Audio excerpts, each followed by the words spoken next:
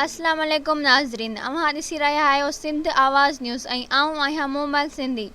हाज़िर आहे हिन वक़्त जी अहम ख़बर। दौलतपुर सफ़न वेझो ॻोठ दौलो ओठो में 10 ॾींहं अॻु में ओठा बिरादरीअ जे ॿिनि धुरियुनि में घटीअ मां पाणी जे निकाल तां झेड़ो थियो हो, जंहिं में हिकु औरत ज़ख़्मी थी हुई।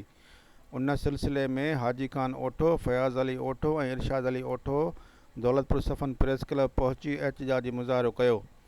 उन मौक़े ते सहाफ़ियुनि ॾाढो दाहींदे हिननि चयो त 30/8/2024 ते बरसाती पाणी जे निकाली तां निसार ओठो ऐं अबसतार ओठो वारनि सां झेड़ो थियो हो, जंहिं में फयाज़ ओठो जी घरवारी फरहाना खे गोली हणी ज़ख़्मी कयो वियो, जेका हिन महिल ताईं इलाज हेठि आहे।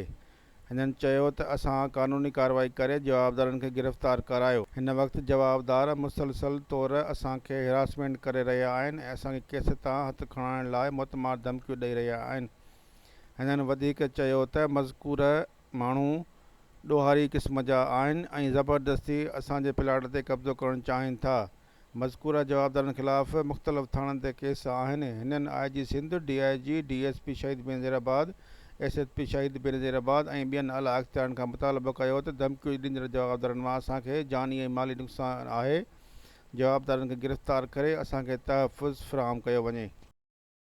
ऐं वधीक ताज़ा तरीन ख़बरनि लाइ ॾिसंदा रहो सिंध आवाज़ TV न्यूज़ ऐं सब्सक्राइब करणु न विसारींदा।